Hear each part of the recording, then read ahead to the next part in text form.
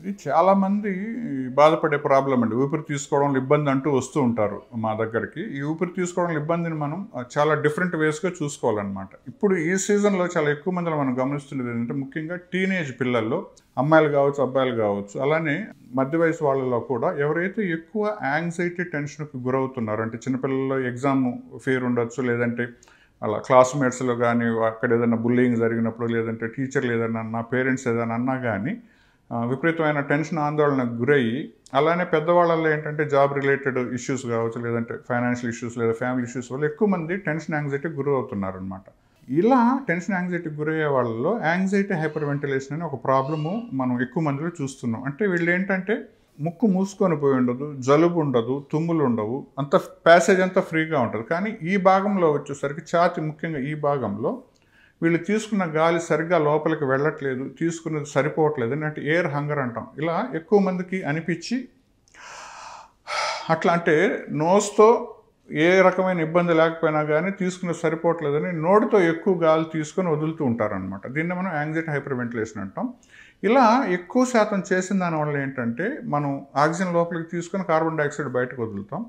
ఎప్పుడైతే ఎక్కువ సార్లు గాలి వదిలేస్తున్నామో ఎక్కువ కార్బన్ డయాక్సైడ్ వాషౌట్ అయిపోద్ది. దాంతోపాటు కాల్షియం కూడా బయటకు వెళ్ళిపోయిన దానివల్ల టెటనీ అని ఈ కొంచెం కాళ్ళు, చేతులు ఇలా కొంకర్లు పోయినట్టు, ఫిట్స్ వచ్చినట్టుగా అనిపించడం, పెదాల దగ్గర, బుగ్గల దగ్గర ఈ టిప్స్, ఈ ఫింగర్స్ టిప్స్ అంతా నంబుగా అయినట్టు అనిపించడం. అంటే చూస్తే ఏంటంటే చాలా ఎమర్జెన్సీ సిచ్యువేషన్ నేను భయపడిపోయి పేరెంట్స్ ఎమర్జెన్సీకి తీసుకొస్తూ ఉంటారు. సో వీళ్ళల్లో మనం టెస్ట్ చేసి చూసినప్పుడు, ప్రాపర్ హిస్టరీ తీసుకున్నప్పుడు ఏంటంటే క్లియర్గా మనం చెప్పగలం అనమాట, ఇది యాంగ్జైటీ హైపర్ టెన్షన్ వల్ల వచ్చిందని. వాళ్ళకి ఆక్సిజన్ మాస్క్ పెట్టి ఆ హోల్స్ని క్లోజ్ చేసేసి రీబ్రీతింగ్ మాస్క్ ఇచ్చినప్పుడు ఏదైతే ఎక్కువ ఆక్సిజన్ తీసుకొని ఎక్కువ కార్బన్ డయాక్సైడ్ బయటకు వదులుతున్నారో ఆ కార్బన్ డయాక్సైడ్ని రీబ్రీత్ చేసినప్పుడు ఏంటంటే ప్రాబ్లం దాని ఇష్టంగా అది సెట్ అయిపోయే ఛాన్స్ ఉంటుంది. దీని తర్వాత ఏంటంటే ఈ పిల్లలకి ప్రాపర్గా మనం కౌన్సిలింగ్ చేసి ఏ రకమైన ఇబ్బందుల వల్ల ఇలా వీళ్ళు బ్రీతింగ్ డిఫికల్టీకి గురవుతున్నారు అని కౌన్సిలింగ్ చేయడం, ఒకసారి అవసరమైతే సైకాట్రిస్ట్ దగ్గరికి లేదా సైకాలజీ దగ్గర పంపించి కౌన్సిలింగ్ చేయించడం వల్ల ఈ ప్రాబ్లంని మనం తగ్గించుకోవచ్చు అనమాట.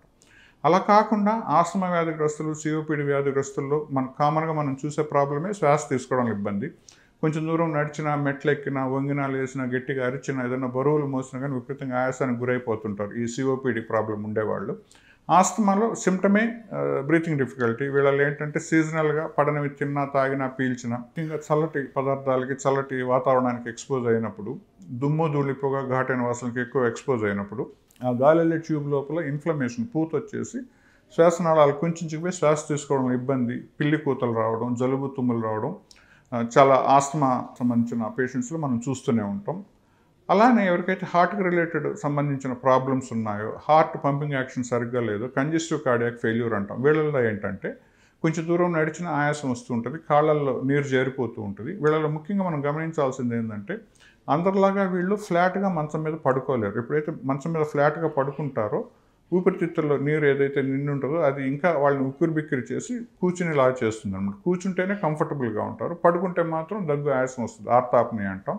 ఇదంతా ఏంటంటే లంగ్స్ లోపల ఫ్లూయిడ్ నిలువ అయినప్పుడు ఈ రకంగా జరుగుతుంటుంది. ఇటువంటిది మనకి కార్డియాక్ ఫెయిల్యూర్లోనే మనం చూస్తాం, అలానే కిడ్నీ ఫెయిల్యూర్లోనే చూస్తాం, లివర్ ఫెయిల్యూర్లోనే చూస్తాం. ఈ మూడిట్లో ఏంటంటే ఊపిరితిత్తుల లోపలికి నీరు వెళ్ళిపోయి ఊపిరితిత్తులని బిగేసేసి శ్వాస తీసుకోవడం ఇబ్బందికి గురి చేస్తుంటుంది.